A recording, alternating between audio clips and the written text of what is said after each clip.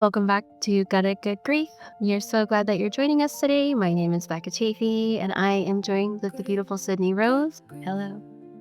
And we are so excited to continue our conversation about grief. Gutted Good Grief is meant to be a container for processing all things grief, introducing different modalities for how to walk through grief, to explore what it looks like for different people.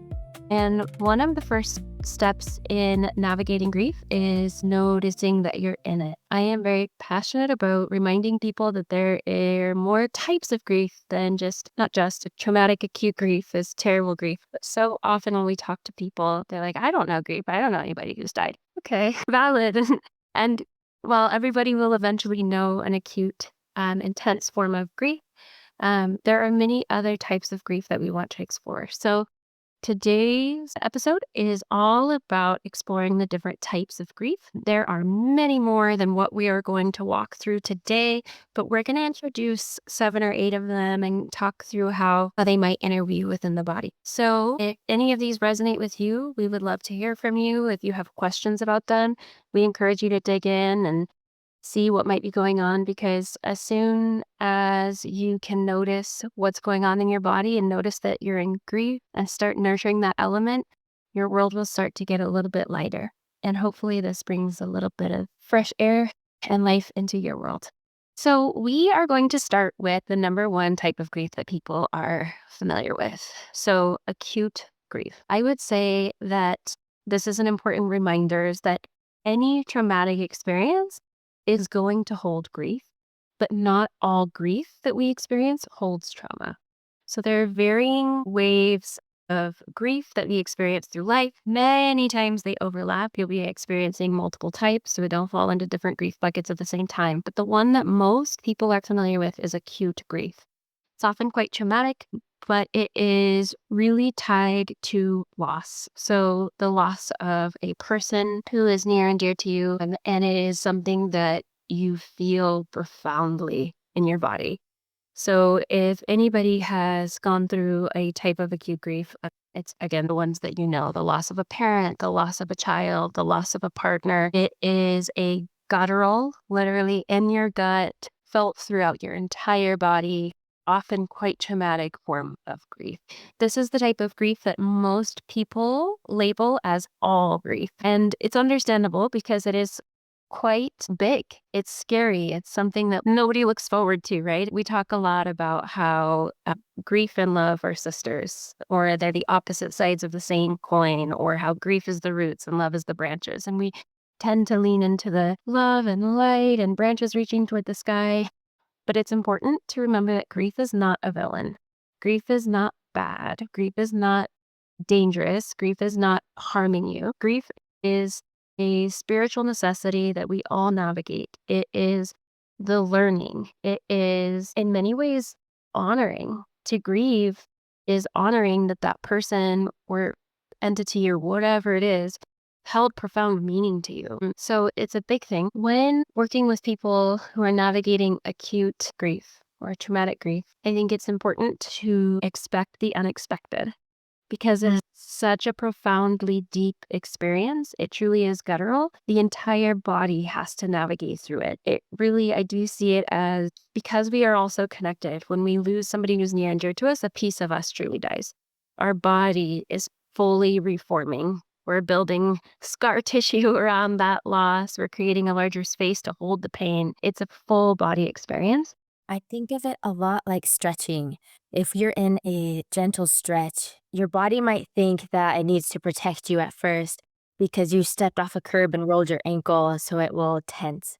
As you continue to hold that stretch, your body gently relaxes, understanding, "Oh, I'm safe. You're helping me expand."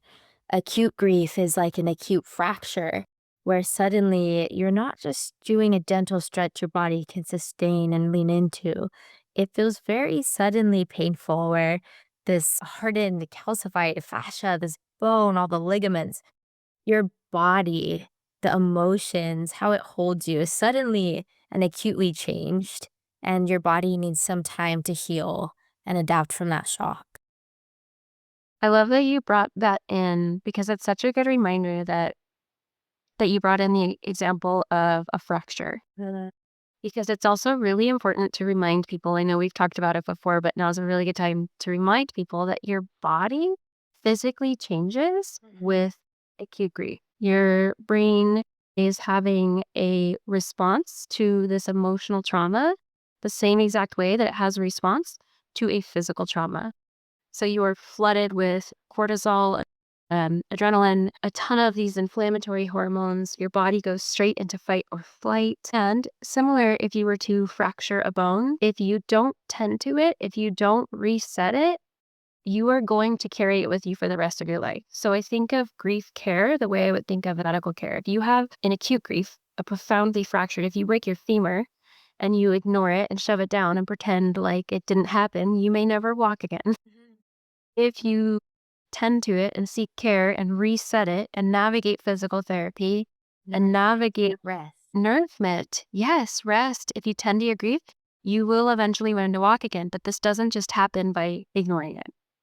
And so I think it's so beautiful that you brought that example in because it's worth remembering that it is a physical experience. Grief is so often, oh, it's all in my head. I just need to get over it. It is no more just in your head than that broken femur is. It is profoundly woven into your body. It is woven into your nervous system. It is woven into your physical makeup. Your brain is rewiring those pathways. Your whole life is changing. And so it deserves to be held. And there are many different ways to hold it. We're going to talk about those in depth throughout the podcast and welcome speakers who can speak to different ways and different modalities that we nurture grief. But for the sake of time for this one, we're just going to define those. So Grief can feel very deep in part because our nervous systems are experiencing a piece of us that feels like home. And so, if our nervous system is used to receiving input from a best friend every day, and suddenly they're gone, that input in our bodies, the chemical signals that we're sending, are missing. And our body and our minds and our hearts and our social lives feel it profoundly. 100%. Yeah. It impacts every element of being. We'll do a separate podcast for each type of grief. So this will just be the gentle introduction. The next type of grief that we want to highlight is anticipatory grief. This is another one that people often just brush aside because they're like, I don't even know why I'm upset. It hasn't happened yet. And it is still very present. So anticipatory grief is when you are anticipating a big loss or you're just sort of stuck. Really solid examples of that are terminal illness. So people who are navigating a cancer diagnosis or some other terminal outcome. And so they know that their loved one is going to die. They know that first of all, we're all going to die, but they're facing that morality a lot sooner, that they're faced with the fact that they are mortal a lot faster. So anticipatory grief is waiting for an expected outcome of pain.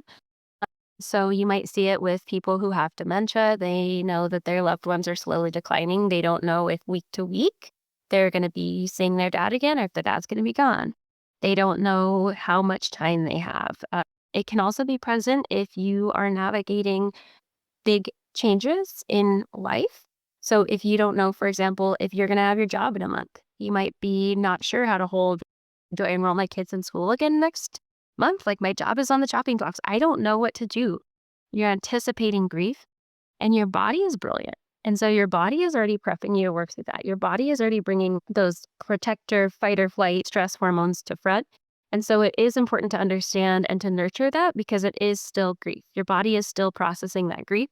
It does not matter that it hasn't happened yet. It's happening now. You're anticipating it, your awareness of what's coming. And so I want to honor this because it's really easy for people to be like, oh, be here now. Love that. I'm here for be here now. It's a critical element for happiness. And if people say that to brush it off and to find a way to shove it down, that's not helpful. It's important to remember that anticipatory grief is real grief. Anticipatory grief does deserve to be held. Anticipatory grief is your body experiencing something because we are built for survival. We are built to predict what's coming our way. We are built to be forward thinking all of the time. And so anticipatory grief was truly just your body doing a great job at what it's built to do. And learning how to nurture your way through that is critically important. Said in completion, how pieces of our brain are constantly pulling us forward into the future to plan and to execute, whether that be prefrontal cortex or any of the other orchestrating pieces. And as that information orchestrates throughout our brain that is so interconnected, that might fire the amygdala, like you're saying, Yeah. that primal response of finding safety. Yeah, I'm glad that you brought that up because I think it's really important to, again, respect bodily processes. Sometimes when we talk about the body, it can help to break things down in that way. So, one of the best ways that I think you can navigate anticipatory grief is to give your amygdala a break. So, some of the ways that you can do that are being mindful to take care of that incredible hyper alert processing stress piece and do things like stop watching the news. News introduces anticipatory grief. We're terrified of World War III. We're terrified that we're going to lose our jobs. We're terrified of drought. We're terrified, blah, blah, blah, blah, blah. Right? I feel like the news is something that brings in anticipatory grief. And so if you're already experiencing that in a really profound way in your own life, it's important to be mindful that your brain is protecting you. Your brain is built to do this and it can use a little hand. So sometimes being mindful about taking space and time and truly in the most beautiful way of being here now, being in the moment, finding your breath and sitting with yourself to just appreciate where you are in this moment and honor what you're experiencing can go a really far way to stop that spiral. Because I will say anticipatory grief is one of those spiral griefs. It's amazing how quickly we can work ourselves up into the unknown. We do it all the time. And so being really mindful of the fact that your brain is doing what it's meant to do to try and protect you, but just to sit with her a little bit and say, thank you. Thank you, brain. We're going to turn that off for right now. I'm so thankful that you're protecting me. And we're going to turn that off for a second so I can just be here with my dad for as long as I have with my dad and hold space for that. And sometimes I think when you name something, so naming that you're in anticipatory grief gives you that enough space to come back to it and hold it the way it deserves to be held. I love that. That is so beautiful that you're giving that grief room to breathe. And so you feel the ability to breathe into it as well and be present with the wonderful person or place and being or idea that may in the future become an acute grief. Yeah. So next up, we're going to talk about ambiguous grief. This one is really difficult for a lot of people. I would say it's in some ways one of the most painful and lifelong griefs because it sticks with you. So ambiguous grief is loss that lacks closure. So what does that mean? So a loss that lacks closure might be a connection to a person who's still alive but not physically present. So it could be, again, the example of dementia, somebody who's physically here, like, yeah, my loved one, my mom or my dad is still physically here. I can hold their hand. We're going for a walk, but they're not here. Their mind is gone. Sometimes it's here, sometimes it's not. It might be a fractured relationship or an abusive relationship. So somebody that you really, really love and really, really rely on is no longer a safe person for you. And so that can be a loss that lacks closure. They're still physically there, but they're not. That sense of safety is gone. That sense of connection is gone. So separation. It can also be ambiguous grief can be lack of knowing. So it can be a disappearance of a person. So this can happen and be experienced with either a missing person or somebody who decides to no longer be on earth through suicide. You might never know why. You might be confused. You might be holding a ton of guilt, which is not yours to hold. But that's a completely different journey, right? But it's important to understand that there are losses that don't have closure. And so you're left with this really ambiguous orb of, well, what if, well, why? And you don't have any clear closure. It's those griefs that fall outside of that predictable timeline of just as you age out of this earth. That's sort of expected grief. And then there are many, many other types of grief that would fall into this ambiguous category of not understanding why something's happening. Another ambiguous example that I think a lot of people experience would be infertility. There's a ton of grief held by families who are experiencing infertility or miscarriage, and especially somebody who is holding a pain that they don't have answers to. I don't know why I can't do this. I want my body to do it. I'm trying so hard. I'm eating right. I'm exercising. I'm being mindful of what I put in my body, all of the things. And so you just have no closure as to why something is not working, but it's that primal pain still being held inside. whether it's body being unable to produce a baby, to a life situation where maybe your partner isn't quite on board with the Mm. family life you always envisioned, or you don't have a current partner. And there is so many ways that a relationship that was longed for or a relationship that was once one way and begins to change can really ricochet into ambiguous grief. Absolutely. Yeah, absolutely.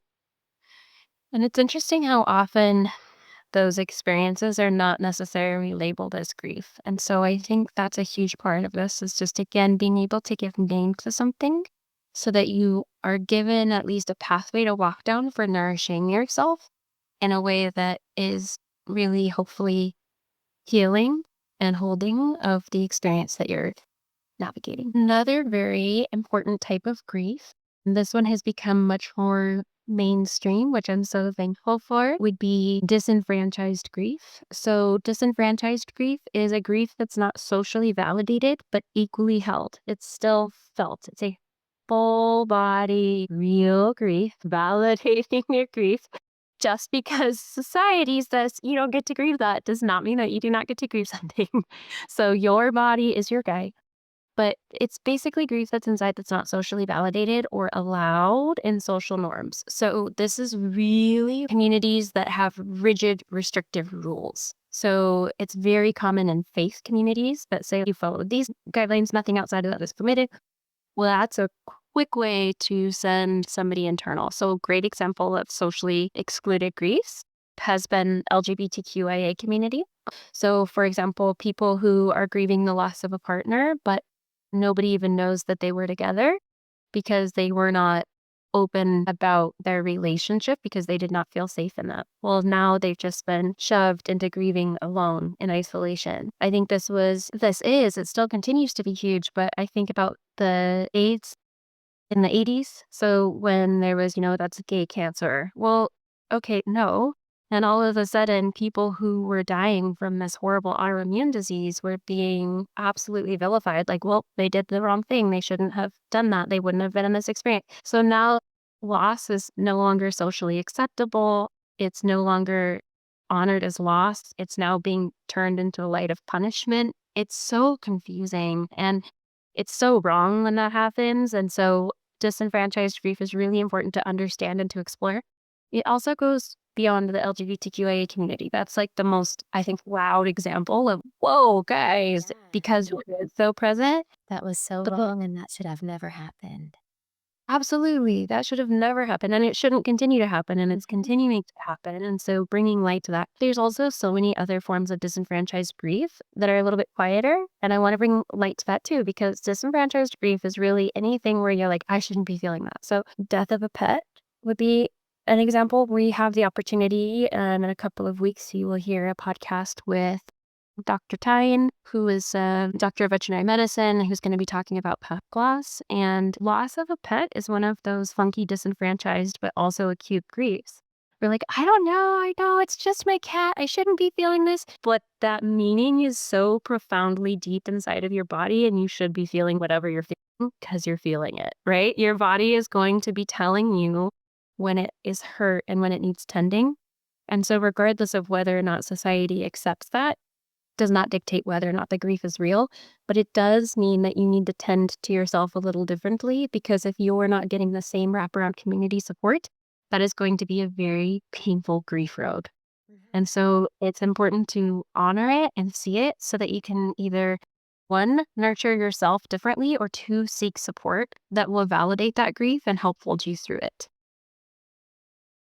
We see you, all of the energy, time, and space that was shared with this being, this animal, or the land that you love. And Mhm. we see you in that grief. And the hope is always in this space to allow that grief to be seen in your own body, whether it be from surrounding people or other ways to nurture yourself. Yeah, and we'll dig into some of those self care pieces for sure. For today, I want to make sure that we are able to help people identify it. And so, how do you even identify disenfranchised grief? Because our brain is an incredible protector and we know that community is safe. And so, when we're feeling something that we're like, oh, this is not socially acceptable, we immediately shove it down. We're like, I shouldn't be feeling this. Let me just put it in a box. That is your first flag that you might be experiencing some disenfranchised grief. So, one of the first triggers to this is when you're like, it shouldn't bother me.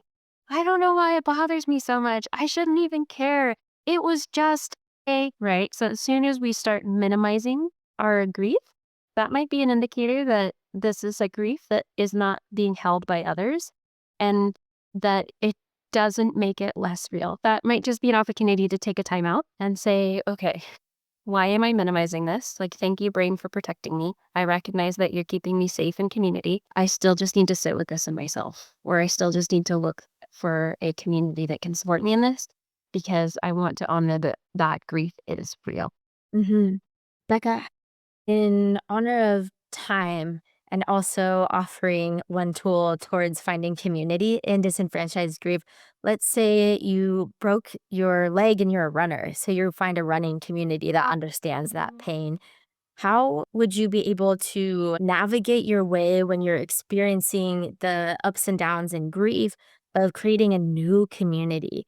What are some tools for people to find nourishment when they're struggling to want to reach out? It's a great, great question. I think it's requires a lot of courage Mm. to do something like that because to find and build a new community, it means that you have to give voice to your grief, which is very, very vulnerable. And luckily, there are amazing communities out there that we all have access to through the internet, Yeah. right? And so there are so many virtual communities that change things in really beautiful ways for people, either through virtual counseling or virtual grief support groups. You might live in a very small town where you're not going to find an in person support group for a loss that you're experiencing that's socially accepted in that town. It might not even be safe to do that. Some communities, for certain people, certain lifestyles, they do not always experience safety in certain geographical locations. And so I would say leaning into your virtual communities. If you can create a support network, that is huge. So grief support groups are one of the most incredibly beneficial tools that people have to find connection, to find compassion, to feel seen and held and not alone, right? That's huge. When you're navigating grief and you think it's all just in your head or like you're silly for experiencing it, that's a very painful and very lonely existence. So grief support groups can allow you to feel, to feel grief, to feel seen. Thanks, Becca. Uh, yeah, for sure. I think too, it always feels important to be able to bring bring in the earth. I think one of the other things you can do too is connect with earth. I think getting outside is so important and it allows space for processing so that you can even identify what you're feeling in a safe space. It's amazing how when we are in certain environments, our brain puts on like a protector mode. So, like if I am in a workspace, I'm going to act a certain way. I'm going to kind of block out certain thoughts. I'm going to be very prim. I'm going to be very proper. I'm going to be very direct, articulate. Da, da, da, da, da. When I am in nature, I'm free to be me. I can take off my shoes. I can sit on the grass. I can let whatever feelings come through my body come up. And so sometimes maybe even just doing that is also incredibly helpful because it allows you an opportunity to go inward and let your body help be your guide so that you can take the next step that's most appropriate for you. Finding a community where you feel safe. Yeah, it's huge. And it might be virtual. And until then, it might be Earth. She will hold you. But yeah, I think virtual communities are critically important because there's, 8 billion people on this planet. You're not going to be alone. Whatever you're experiencing, it is unique to you and only you can experience it. And there are other people experiencing something very similar, and it can feel nice to find a community. Okay, so next we want to talk about compound and cumulative grief. So, compound and cumulative grief often get lumped together because they ride the same wave, but they are different. They have subtle differences that are worth exploring here. So, compound grief is something that as it sounds, griefs start piling on top of each other, but it doesn't mean that it's all immediate. So, one of the best examples is just the example of a new grief triggering an old grief. So, If, for example, you lose a parent or a partner, and then it immediately triggers an unresolved grief of a lost sibling from years ago. So now you're re experiencing and re navigating this previous grief with this new grief. They're compounding on each other. So it's grief that hasn't been fully processed. So an older grief that's now been triggered by a new grief. And so it's just this intensity in your body that can really be difficult to navigate because we talk a lot about how the body holds traumas, right? And so if all of a sudden this new grief, it just like instantly hits that old memory, it's very, very, very intense. I think with compound grief too, it just is a really important space. And we're talking about being gentle with yourself on each of these, but it's an incredibly important place to remember to be mindful about patience with self because you might get really exaggerated emotional outbursts.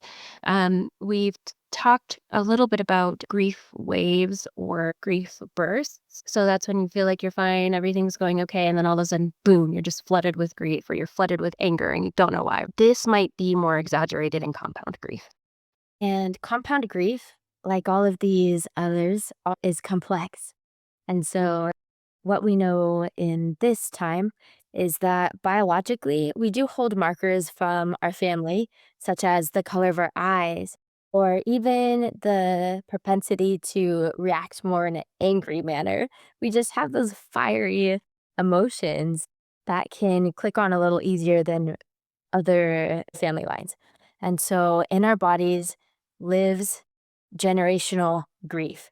And so Mhm. a compound grief may tick back the timeline to where if you're suddenly experiencing an atrocity that has lived in your family for generations, you could really feel that effect, causing your body to want to really protect itself. It knows intuitively and it feels that this is a threat, even if it might be presenting not quite as acutely as it has in the past. Yeah, good reminder. Your body is a brilliant, brilliant being. Right. And it certainly stores things. And so it's important to remember that the more you add onto it, the heavier the weight.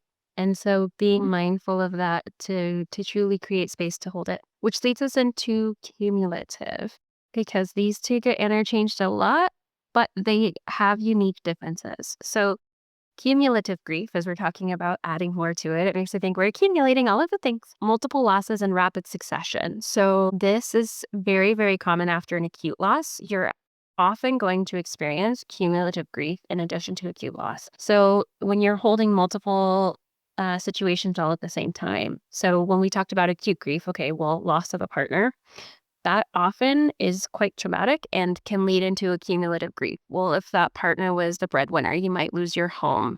If that partner was the social connection, you've now lost your social network. If that partner was, I mean, any of those things, right? So, cumulative or multiple losses in rapid succession is when you are experiencing profound losses all across life in a variety of ways. This is, I think, felt by many people at some point in their life. They just, I lost my job and then my dog died and then my kids won't talk to me. And now I just found out that my partner has cancer. Or like all of these things, right? They're cumulative and it can feel like you're drowning.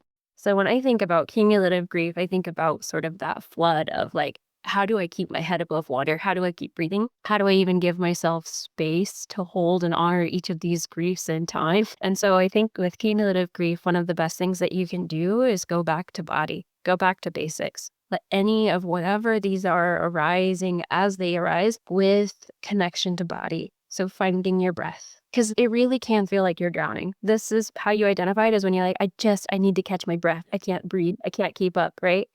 That like, I feel like I'm fighting for my life. You are. You are. Cumulative grief is very intense. And sometimes life just unfolds that way.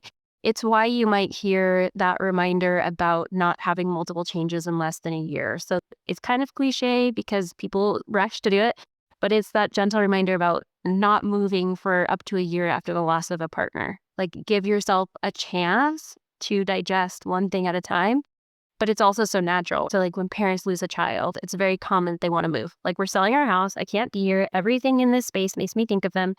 Okay. Yes. Tend to your body. Do what you need to do. But that would be then a good reminder of cumulative grief. If all of a sudden you have a profound loss, you lose somebody. So you move, you sell your home or you lose your home. Now you're losing your neighbors. You're using that safety net where you see your kids ride up and down the street on their bike and you know that they're okay because the neighbors are looking out for them.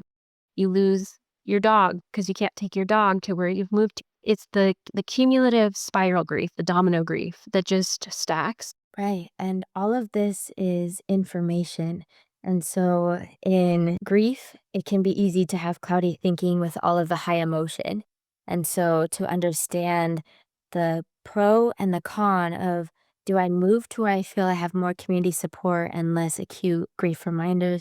Or do I stay to keep that regular rhythm and not keep throwing my nervous system into a disarray of fight or flight from changes from loss of a pet or another being to even simple events that can be more joyous, such as a marriage of families, can cause a lot of turmoil and loss as Yeah, well. for sure. And listening to your nervous system, like you said, only you can fully listen to it. I find comfort in that reminder that the body is really only built to digest one major change at a time. So a move, one at a time for a year, a loss, a marriage, a child. Like we're really built to sort of navigate each one of these big changes at a time. And so when you're navigating all of them at once, it can feel overwhelming. And I think that's why it's so important when noticing this to notice that you're going to be in survival mode. Like Survival mode is real. in Uh-huh. war, that's where we find a lot of disarray and compound and collective grief over time can really throw our bodies into feeling like soldiers. 100%. Yeah. And when you're in survival mode, you need to go back to your breath, Yeah. right? You need to take a breath. You need to take rest. You need to sit down. You need to make a plan. And so that means sitting with your body to understand what your next step is going to be. And it can feel really, really hard, near impossible to sit with yourself when you're navigating cumulative grief because often you're tending to everybody around you because it is rare that grief is isolated. Very rare indeed because we are all connected. And so it can be really easy to go into caretaker mode or survival mode. And so if you can even take 5 minutes a day to sit with your body, to cry, to breathe, to honor and to hold each of these experiences and to give yourself space to help make a plan, you will be okay. You will get through it, but sitting with that is really important. Sit with it. Yeah, it's important. It can be hard and uncomfortable, and the only way through. Okay, we're going to move into collective grief. So, collective grief is when an entire community experiences grief or shared loss at the same time. So, this might be natural disasters. One of the most popular examples of collective grief in American society is 9/11. That was a show like full shook everybody. School shootings, where really anytime you are sharing an emotional space with others. And this one is important to dig into a little bit because with collective grief, many, many people in a society are experiencing something at the same time. And so it can get really easy to say, like, oh, well, they're feeling it more than me. I'm not feeling it. Okay, pause. Or it can get on the other flip side of that, on the opposite of the caretaker side of that, you can get very defensive and angry with each other and aggressive. And so I think it's important to understand that when everybody is grieving, that collective grief requires careful holding because while the experience is shared, the actual sensation internally is unique to each person. So, with collective grief, an entire community might be experiencing something, but the way that that grief runs through each nervous system and each person is going to be as unique as a fingerprint. And so, you're going to need to nurture yourself independently as well as in community. So, with collective grief, it can be very, very beneficial. This is when mourning rituals are so important. I don't mean mourning like AM. I mean mourning like grieving together. So candlelight vigils are so important. Services of whatever kind, be it coming together for collective prayer or honoring what's going on, because it can establish bonds and give voice to what is happening. It honors it. And equally important is tending to yourself in that. Going back internally and understanding that while this is a collective grief, it's also unique to you. I would say This one feeds in really well with something that Sydney and I are incredibly passionate about because we are all experiencing that. And one of the most collective griefs that I think we have in society right now is eco grief. So environmental grief. So grief in response to either actual, like actively happening, or anticipated environmental losses. So this is felt collectively and individually. So where you might see eco grief is oil spills, natural disasters, climate change. And depending on the community that you're in, it pushes you into a couple of different camps. So for some people, you might be pushed into like, weird hippies sad about the earth again, right? Mhm. That can be really hard to be pushed immediately into disenfranchised or weird grief, which we're going to talk about shortly. And other communities might hold it in a profound way, a sacred way, a healing way. And so while it is collective, in the sense that we are all on this shared earth, everything that is happening on the earth is happening to all of us. There is no space on this earth where we can poison the air and think that it's not going to impact us, or poison the water and think that it's not going to impact us. That is a collective grief. How it is held and how it is honored is completely unique within each community. And so I think one, honoring that it is a form of grief is incredibly important. So often we isolate ourselves from body and earth, and we are so profoundly connected. I mean, if you think about it, even just logistically, we need water to live. Mhm. We need air to breathe. We need heat. If it was just a frozen ice scape, we wouldn't be here, right? We need food to nourish our bodies through earth. So we are not only made up of earth, we need her to survive. And so when she is hurting, we are hurting. And whether or not we are able to honor that is different. But that is, I think, one of the most profound and collective griefs that we feel. It's absolutely a pendulum. Whereas we're striving to protect our earth, we may feel grief of seeing the salamanders lost, maybe feeling like that beautiful sycamore tree we loved is sick. It might be a bigger and collective feeling the temperature shift every year. And also, as we're trying to protect and get back to the earth we knew, we might be pushed out of certain spaces, such as closed reservations or nature preserves, in the same way that tall buildings get put up on our favorite park. We might suddenly just have to look at our parks from a distance. And so that relationship might be severed, even though the land is still living. Yeah.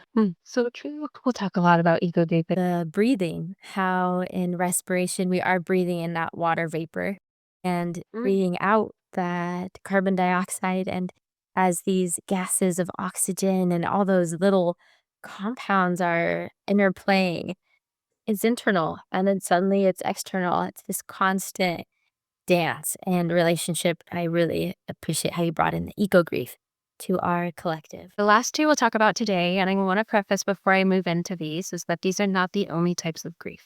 Grief, as we've mentioned before, is unique to your nervous system. It's unique to you, and whatever you're feeling is valid and deserves to be held. These two in particular are often sort of pushed aside, similar to disenfranchised grief, because we can't figure out what's going on. So I'm going to talk a little bit about masked grief or weird grief. So with both of those, it's a much more somatic experience often. It's something that your body knows, but your words haven't yet come to. So with masked grief, symptoms might present as either physical or behavioral. So a sense of like, oh my gosh, what is wrong with me? I'm just so mad all of the time, or I'm so tired. I don't know why. I can't get up. Or the quote unquote smallest thing throwing you into a spiral. Listen to your body. Oftentimes that is grief, and your body is trying to talk to you. So masked grief is that somatic feeling when there's something going on in your body that is true, that is knowing, that is right, and your brain hasn't yet caught up.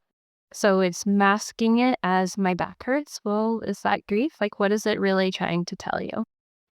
You can see this a lot in children after losses, being unable to articulate feelings may come out as being more irritable, oftentimes in a family that's also experiencing that same grief. For sure.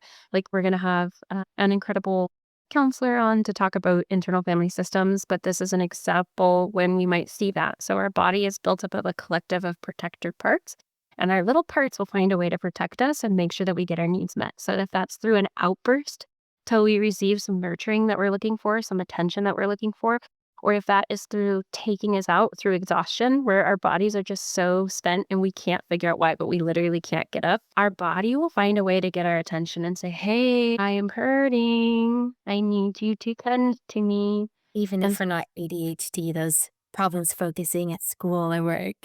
Yeah. yeah. Yeah, we have to find a way to really sit with that and listen to our body because it is amazing how grief will appear masked if we're not fully in tune and able to hear her.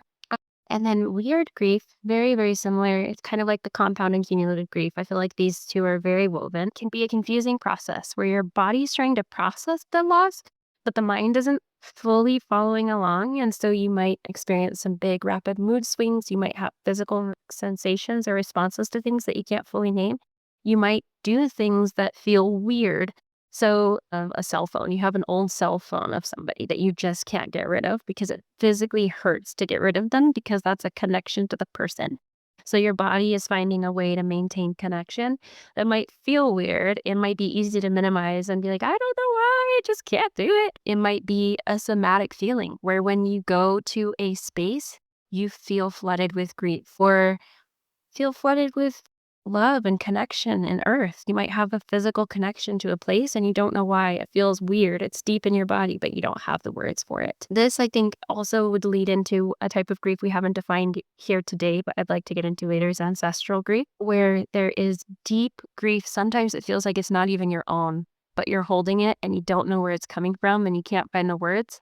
So it truly is that confusing process where your body knows, your body is explaining this grief, your body's holding it, your body's leading you to it, but your brain hasn't yet caught up. So it just feels weird. It's that gap of unknowing. It can be a huge driving force, an innate, natural way that we're living our lives, and it might not be accessible for our brains to process yet. Sure. So this is just the tip of the iceberg on so many different types of grief, but I think it's really important to understand that what you're feeling is valid, that there is more to grief than acute grief or the physical loss of a person, and that when we are able to name that we are in grief, our worlds can lighten.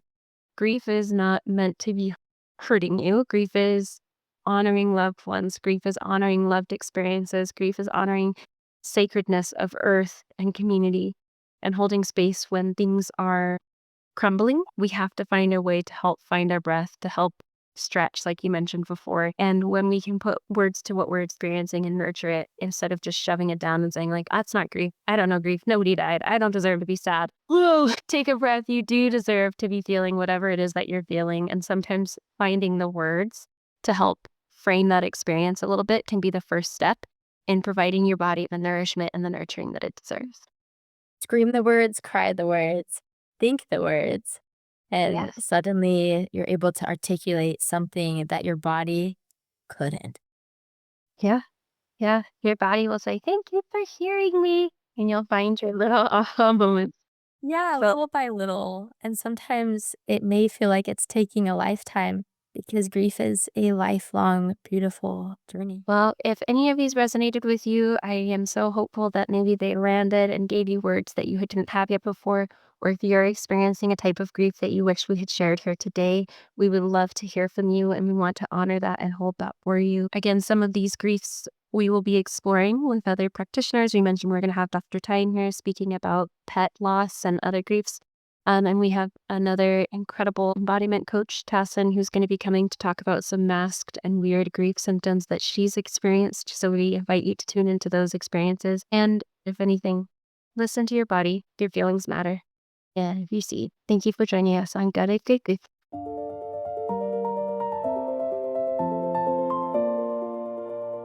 Good grief.